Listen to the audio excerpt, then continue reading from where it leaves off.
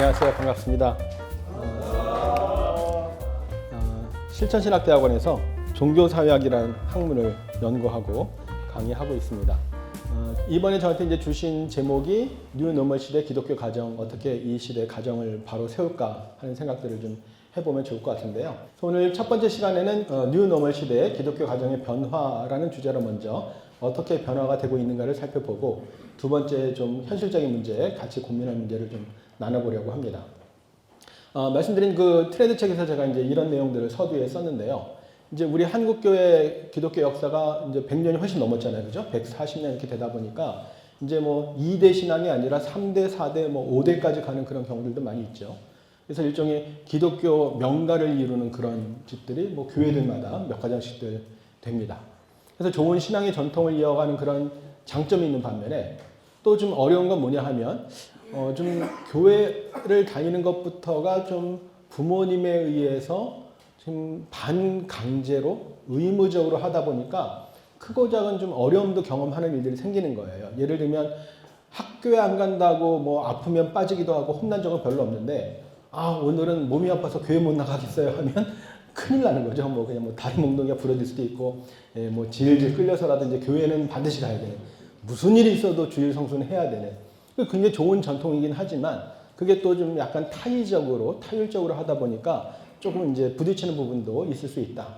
그래서 이제 가족 종교화라고 하는 게 양면성이 있다는 얘기를 좀 말씀을 드리려고 하는데, 가족 종교라는 것은 말 그대로 이제 가족 중심의 신앙생활을 하는 겁니다. 가족 중심으로 하다 보니까 가족 간의 종교 일치율이 높습니다. 그런데 다른 종교가 다 그런 건 아니고, 특히 이제 우리 기독교 중에서도 개신교가 그런 것들이 좀 높은 것을 통계에서도 보실 수가 있는데요. 지금 여기 보시는 것처럼 가구주의 종교하고 배우자, 부부의 종교죠. 일치율이 아래 불교 가톨릭보다 더 높습니다. 그죠? 자녀하고 일치율도 거의 뭐 2배 가까이 이렇게 높게 나오잖아요. 아래 보시면 이제 가구주 배우자 기준이니까 보통 가구주는 아버지잖아요. 배우자는 이제 엄마죠. 엄마하고는 이제 더 일치율이 높을 거다 예상하고 조사를 한 건데, 보시면 개신교는 85%, 자녀와 일치율이 가구주, 아버지보다 더 높습니다. 근데 다른 불교나 가톨릭은 그렇게 높지 않기 때문에 우리 개신교 기독교가 훨씬 더 높다라는 것을 볼 수가 있어서 이런 것들이 좋은 장점이 될 수도 있는데요. 또 다르게 보면 저희가 기독 청년들을 조사를 했습니다. 기독 청년들 조사해 보니까 모태신앙이 50%가 넘어요. 그리고 취약 전에, 유치원 이하에 나온 비율이 65%니까 3분의 2는 취약 전에 나오고 있습니다. 좋은 걸까요? 나쁜 걸까요? 모태신앙이 많다는 건 좋은 거죠. 어렸을 때부터 신앙이 잘 전수가 되고 있다는 얘기인데, 뒤집어서 보면 맨 오른쪽에 고등학교 졸업 이후에 나온 비율은 13%예요. 많지 않잖아요. 다시 말하면 청년들이긴 하지만 성인이 돼서 교회에 나오는 비율은 10분의 1밖에 안 된다는 거예요. 그러니까 뒤집어서 얘기하면 거의 청년들 중에 교회에 나올지 안 나올지는 취약 전에 3분의 2는 결정되어 있다. 이미 초등학교 다니기 시작하면 교회 나올 가능성이 별로 없다. 이거 좋은 얘기 아니잖아요. 그죠? 나이가 들면서 학교 다니면서도 꾸준하게 전도도 되고 교회 나오는 사람들이 있어야 되는데, 이미 그냥 기독교 가정에서 상당수가 나오고 크면서는 나오는 경우들이 별로 없다는 얘기예요. 기독 청소년 어떨까요? 더 하겠죠. 모태신앙이 60%, 그리고 취약 전에 80%예요. 학교 다니면서 나오는 비율 자체가 20%밖에 안 되는 거죠. 그러니까 어떤 기독교 신앙의 확장성, 뭐 교세라고 할 수도 있겠습니다만, 이런 측면에서 볼 때 썩 반가운 일만은 아니라고 하는 것. 역시 이것도 이제 양면성이 있다고 하는 것을 생각해 보시면 좋을 것 같습니다. 가족 종교화 과정은 주로 이제 7, 80년대에 강하게 이루어졌다고 볼 수 있습니다. 왜냐하면 7, 80년대에 한국 교회가 크게 성장했다는 건 다 아시죠? 폭발적인 성장이라고도 하고요. 십자가를 세우기만 하면 사람들이 몰려들었다, 이런 얘기를 합니다. 그러니까 그때 이제 그 통계 보시는 것처럼 500%라는 건 5배 증가했다는 얘기고요. 10년 사이에.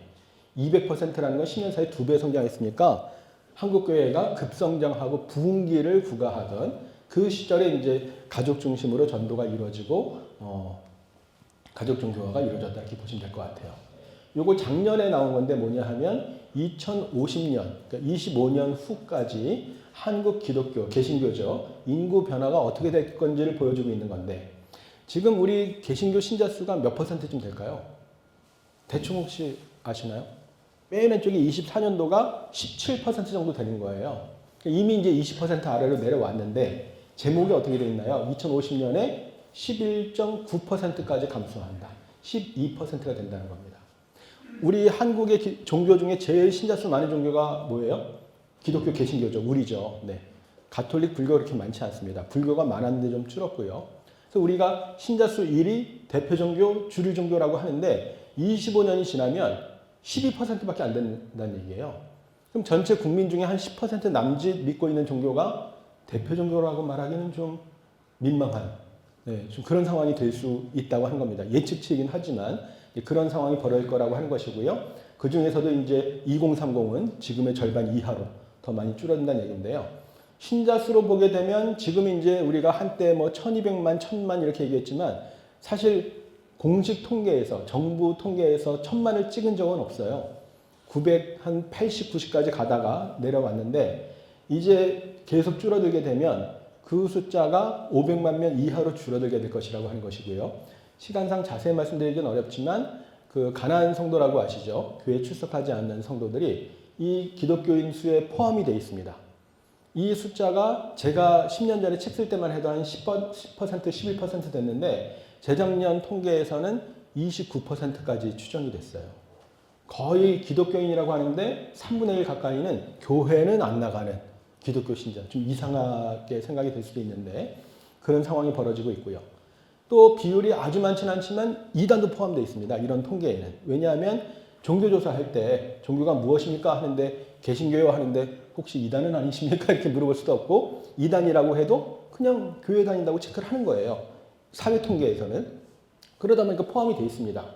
그래서 이 지금 기독교 교세로 잡힌 이 인구 중에 이단 신자 빼고 또 정통 교회 출석하는 신자만 따지면 한 3분의 2밖에 안 되는 거예요. 공식 통계에서.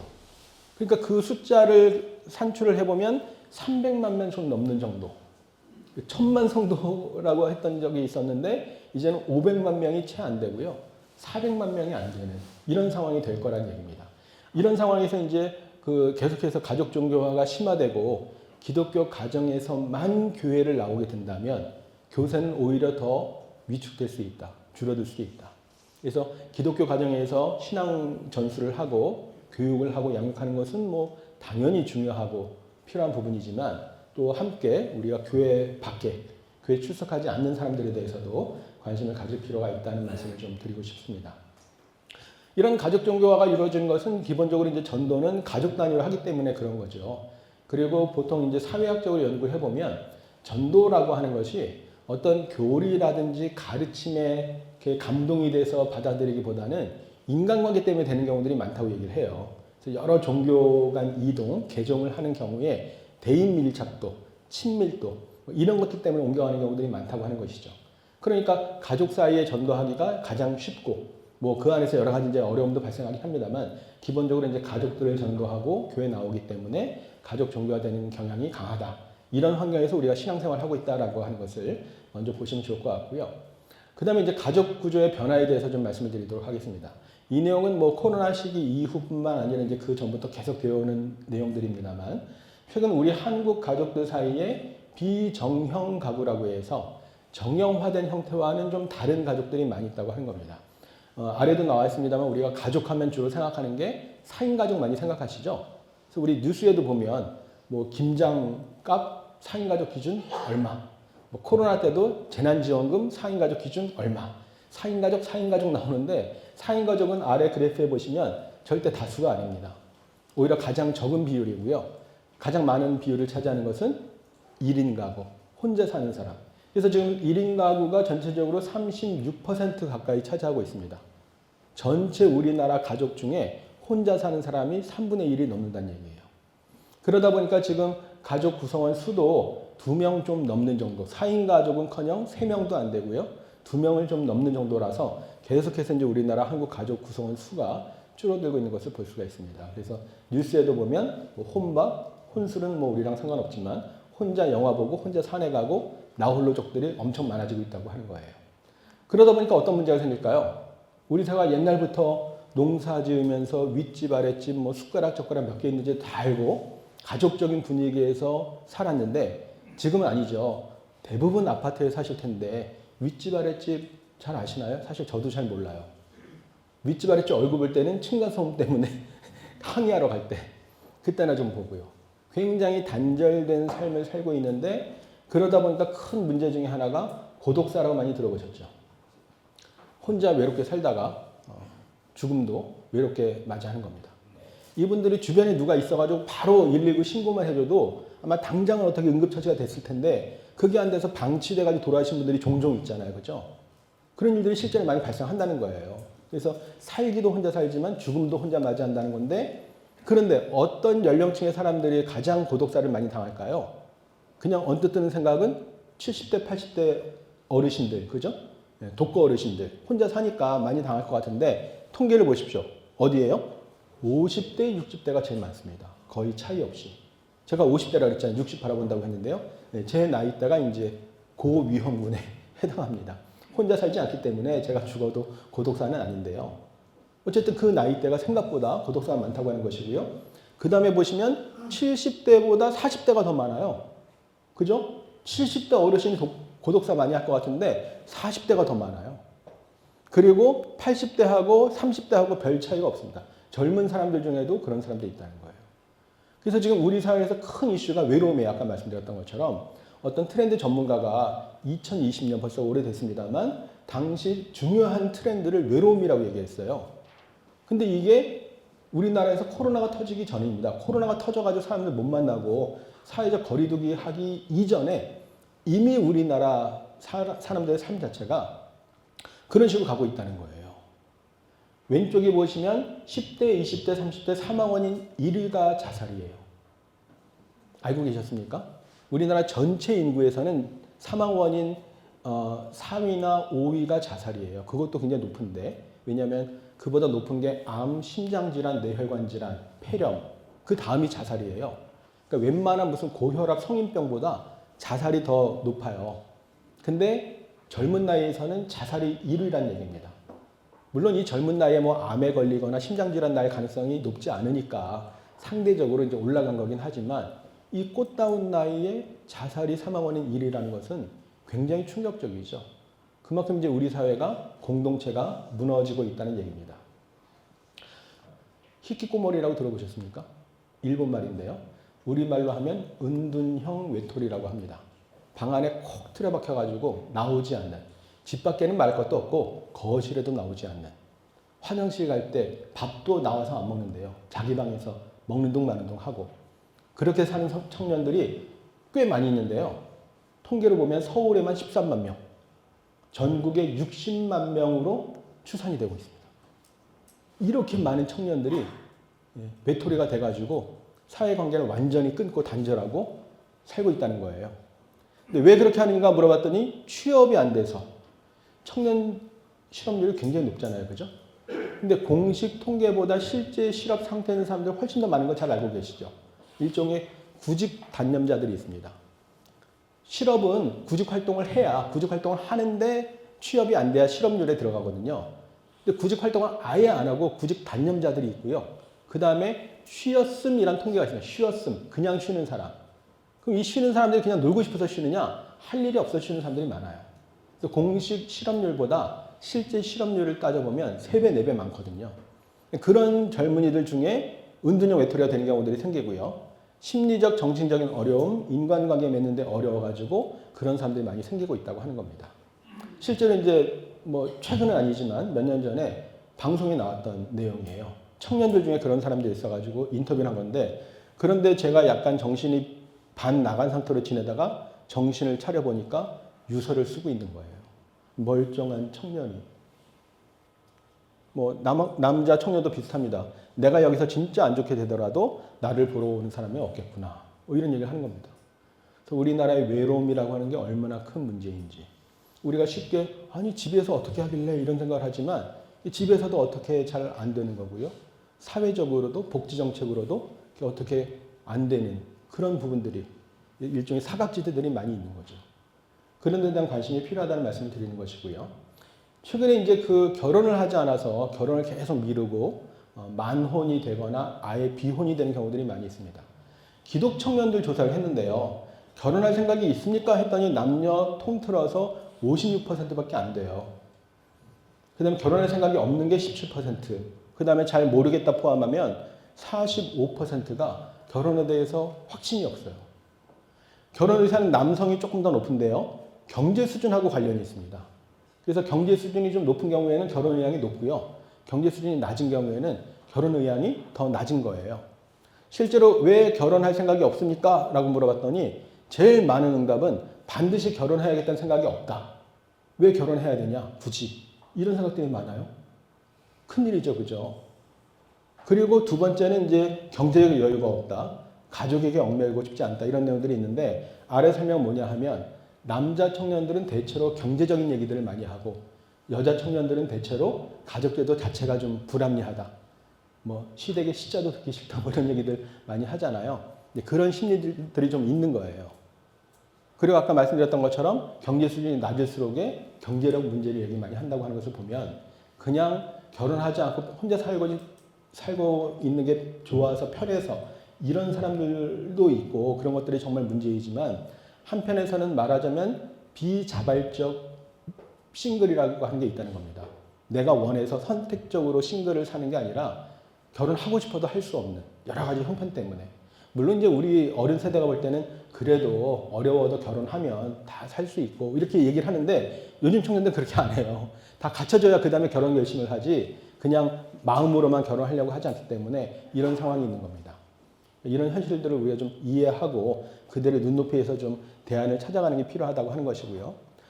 가족들이 계속 우리 사회에서 이제 변하고 있습니다. 많이 들어보셨겠습니다만 1인 가구 말씀드렸는데 뭐 독신 가족, 기러기 가족, 결혼했는데 애를 안 낳아서 무자녀 가족, 동거 가족, 미혼모 가족 굉장히 많아지고 있는데 이런 것들에 대해서 우리가 가족의 해체인가, 가족의 변화인가 이런 생각들을 좀 해볼 수 있는데요. 분명히 우리가 신앙적인 관점에서 보면 좀 문제가 크다. 가족이 해체되고 있다. 가족이 붕괴되고 있다.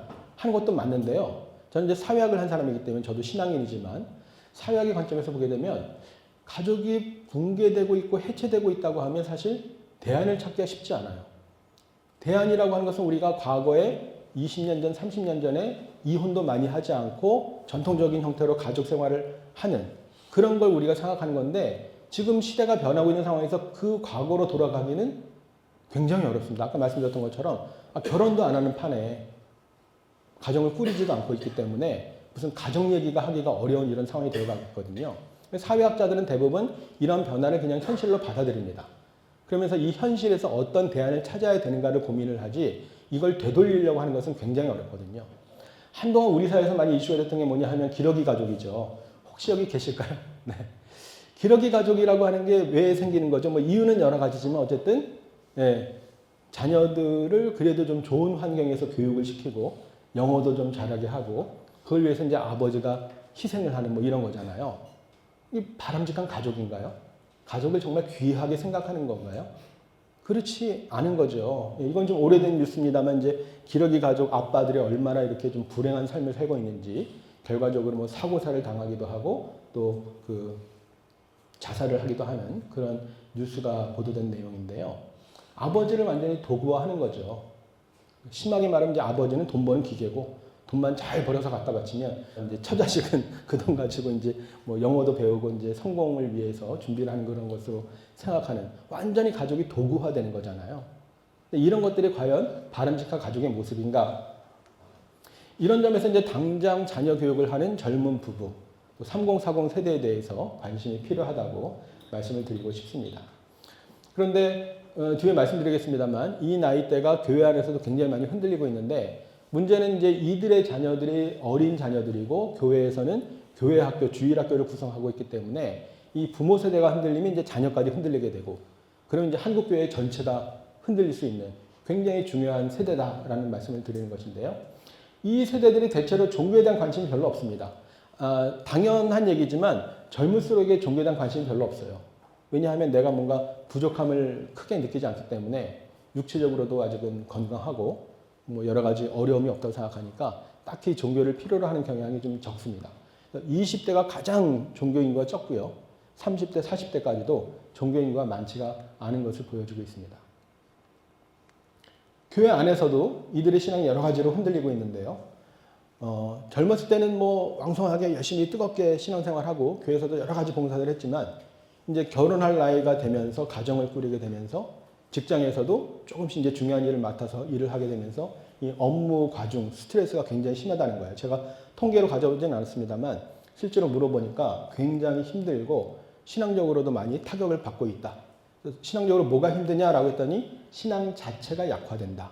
뭐 이런저런 어려움보다도 신앙 자체가 약화된다 그런 얘기들을 많이 합니다. 실제로 이제 그 결혼하고 나서 이제 그 교회 생활 잘 못하고 이런 가정들이 많이 있습니다. 제가 전에 자살 문제 연구하면서 젊은 그 주부를 엄마를 인터뷰했는데 그분이 산후 우울증이 굉장히 심했어요. 그래서 이제 나중에 자살까지 생각했을 정도로 굉장히 어려웠었는데 그때 이제 상황이 그랬던 거예요. 애를 둘을 낳고는 여러 가지 이제 자신의 뭐 형편이나 처지 생각하면서 좀 우울증이 심해졌는데 남편이라는 작전을 잘 도와주지 않고 저도 뭐 남편입니다만 반성할 부분이 많이 있습니다. 그리고 교회에 가면 교회에서도 목사님이 이렇게 좀 격려해 주시기보다는 목사님께서 처녀 때는 신앙생활 잘하더니 결혼하고 애 낳고 왜 이렇게 나태해졌냐고 맨날 교회도 늦게 오고 실제로 애 둘을 챙겨가지고 가려고 하면 뭐 10분, 20분 자꾸 늦는 거예요. 남편은 도와주지도 않으니까. 그래서 이제 점점 더 힘들어지고 산후 우울증은 더 심해지고 이런 경험을 한 경우가 있더라고요. 그분은 나중에 이제 그 교회 권사님이 소그룹 안에서 같이 기도해주고 하면서 이제 극복이 됐는데 이런 어려움을 겪는 사람들이 사실 적지 않다고 하는 것이고요. 또 코로나 이후에 이런 경향이 더 심각해지는 경향도 있습니다. 특히 코로나가 해제되고 사회적 거리두기가 해제되고 대면 예배가 재개됐는데도 가장 회복률이 떨어지는 게 3040이에요. 아마 교회에서 보시면 교회 출석 많이 안 하는 게 3040일 겁니다. 그래서 교회의 가장 든든한 허리가 돼야 되는 3040이 가장 약한 고리가 되고 있다. 이런 분석을 해놓은 것이죠. 그래서 말씀드렸던 것처럼 이래 3040 세대가 직장 생활에 어려움을 겪고 이제 결혼하고 이제 애를 키우면서 어려움을 겪으면서 힘들어하는 부분들이 있고요. 또 말씀드렸던 비혼자들은 비혼자대로 나이는 들었는데 결혼 안 했으니까 남전도에 여전도에 올라가기는 좀 뭐하고 청년부에 계속 남아있는 것도 뭐하고 오갈 데가 없는 이런 사람들이 많아지는 거예요. 그리고 그 나이 대대로 결혼하지 않았다고 교회에서 눈총 주는 분들이 많이 있고 힘들어하고 그래서 어떻게 이 싱글들을 교회에서 좀 품을까 하는 것에 대해서 이제 트렌드 책에서도 나왔습니다만 이런 데 대한 고민들이 우리 교회 안에서도 필요하다고 생각이 듭니다. 문제는 이 3040 세대들이 신앙 단계가 높지 않다는 거예요. 신앙 단계라고 하는 것은 이제 저희가 4단계로 분류해가지고 객관적인 평가를 하는 것은 아니고 자기 스스로 이제 몇 단계에 해당하는가 물어보는 건데요. 여기 이제 아래 보시면 하나님을 믿지만 그리스도에 대해서 잘 모르겠다 해서 입문 단계, 초신자 1단계고요. 나는 예수님을 믿으며 그분을 알기 위해 여러 가지 일을 하고 있다 2단계. 나는 그리스도와 가까이 있으면 매일 그분의 인도하심에 의지한다 3단계. 4단계는 하나님 내 삶의 전부이면 나는 그분으로 충분하다. 다른 거 필요 없다. 하나님 중심층이라고 할 수 있는데 여기 계신 우리 강사님들은 대체로 이제 3, 4단계일 텐데 보시면 지금 요게 이제 저희가 그 세대 조사할 때 2030, 3040, 5060이 있는데 30은 겹칩니다만 오른쪽에 보시면 5060은 거의 30%가 4단계예요. 뭐 자기 스스로 이제 응답한 거지만 나는 뭐 이 정도면 내가 4단계 수준에 있다. 라고 대답을 하고 있는데 3040은 43%가 거의 반 가까이가 1단계예요. 완전 초신자 수준인 거예요. 실제로 본인 스스로 그렇게 생각하고 있는 겁니다. 신앙대가 굉장히 낮다고 하는 것이고요. 문제는 이게 경제 수준하고도 맞물려 있는데요. 아래 보시면 경제 수준 상중하가 있잖아요. 거기 보시면 지금 경제 수준이 하인 경우에 지금 여기에 1단계, 2단계라는 대답이 많잖아요. 그러니까 경제 수준이 낮을수록 신앙 단계가 낮은 거예요. 반대로 경제 수준이 상인 경우에는 3단계, 4단계가 많이 있어요. 경제 수준이 괜찮으면 신앙 단계도 높습니다. 왜 이런 일이 생기는 거죠? 이게 무슨 상관관계가 있죠? 현실적으로 생각해보면 추론이 가능하죠. 왜냐하면 교회에서 여러 가지 집회나 뭐 세미나나 좋은 행사할 때 내가 시간을 좀 마음대로 조정할 수 있어야 가서 참석도 할 텐데 먹고 살기 힘든 사람들 예를 들면 뭐 자영업자라든지 뭐 택배 일을 한다든지 뭐 이런 분들이 자기 마음대로 시간 못 내잖아요. 그리고 필요하면 교회에 헌금도 좀 하고 감사한 마음으로 드리면 좋은데 벌이가 신동치 않으면 그것도 좀 쉽지가 않고 그럼 자기 스스로 신앙생활에 대한 만족도도 떨어지고 신앙성장도 잘 안 될 수 있다고 하는 거예요. 그래서 우리가 교회에서 너무 뭐 먹고 사는 얘기하면 좋지는 않은데 그러나 이 문제가 신앙과 무관하지 않다는 현실, 특히 3040을 보게 되면 이게 거의 맞물려 있다고 하는 것도 좀 생각할 필요가 있습니다. 당장 교회에서 뭐 이것을 해결해 주기는 어렵지만 그런 것들에 대해서 좀 같이 고민하는 그런 마음이 필요하다고 하는 것이고요. 문제는 이 3040 세대들이 교회 활동을 열심히 하지 않아요. 교회 활동에 대해서 전반적으로 소극적이고 관심이 많지 않아요. 직분은 어떨까요? 직분에 대해서도 그렇습니다. 교회 직분에 대해서 어떻게 하고 있습니까? 라고 물어보면 감사하게 하고 있다는 50%밖에 안 돼요. 40%는 하고 싶지 않지만 그냥 어쩔 수 없이 하고 있다. 뭐 이런 대답들 많이 하고 있어요. 그리고 서리 집사나 직분이 없는 평신도들에게 교회에서 중직을 맡기면 어떻게 하겠습니까? 라고 물어봤더니 60%가 하고 싶지 않다고 대답하고 있어요. 교회 직분에 대해서 왜 이렇게 사명감이 없을까요? 네, 뒤에 좀 말씀드리겠습니다만. 그런데 의외로 사회봉사에는 관심이 많아요. 교회 안의 봉사에 대해서는 그렇게 큰 관심이 없는데 사회봉사에는 관심이 많은 거예요. 그래서 뭔가 이런 부분에서도 관심이 또는 트렌드가 바뀌고 있다라고 볼 수가 있습니다. 이 3040 신앙관이 왜 다른가, 교회관이 왜 다른가 하는 것은 결국 이들이 경험하고 있는 삶의 세계가 다르기 때문에 우리는 다 30, 40대 살아봤죠. 그죠? 네. 요즘 뭐 그런 얘기 많이 하잖아요. 니들은 50, 60대 살아봤냐? 나는 30, 40대 살아봤다. 근데 우리가 살았던 30대 또는 20대 그때가 지금 사람들이 경험하고 있는 삶이랑 다르다는 거예요. 나이대는 같을지언정 삶의 경험이 다르다는 겁니다. 굉장히 힘든 시기에 살고 있어요. 그 뒤에서 또 말씀드리겠습니다만 우리는 직분이라고 하는 게 다 은사의 직분이고 봉사의 직분이고 공동체를 세우기 위해서라고 배웠고 그렇게 실천하려고 하지만 젊은 사람들에는 그렇게 잘 안 보이는 거예요. 층층 씌어갖고 모든 권한들은 50대, 60대 교회 어른들이 가지고 있고 20, 30, 40은 그냥 봉사만 열심히 해야 되고 일만 해야 되고 아무런 권한과 책임은 없고 예를 들면 그런 상황이 벌어지고 있기 때문에 그 속에 들어가고 싶어 하지도 않고 직분에 대해서도 그런 사명감이 없어지는 겁니다. 제가 너무 젊은 사람 편에서 말씀드리는지 모르겠지만 그래서 다 옳다 잘했다라는 게 아니라 그들의 좀 심리를 정서를 좀 이해해보자라는 취지입니다.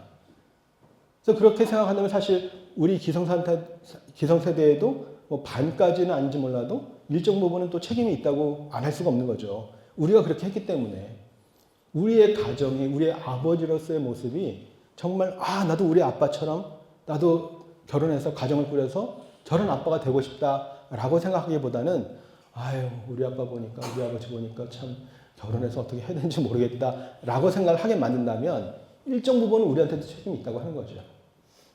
우리 교회 모습이 그런 상황이 된다면 그런 교회를 만든 것은 반쯤은 우리 책임일 수도 있다고 하는 겁니다. 그런 현실에 대해서 우리가 좀 돌아보고 우리 교회와 우리 가정을 좀 이제까지와는 다르게 성경에서 말씀하시고 있는 그런 모습을 어떻게 바꿀 것인가. 저도 뭐 딱 부러지는 대답을 갖고 있는 건 아니지만 그런 것들을 위해서 우리가 좀 고민하고 함께 기도하고 또 토론을 해보면 좋겠다는 그런 취지로 말씀을 드렸습니다. 네, 시간이 된 것 같아서 좀 쉬었다가 두 번째 강의 이어가도록 하겠습니다. 감사합니다.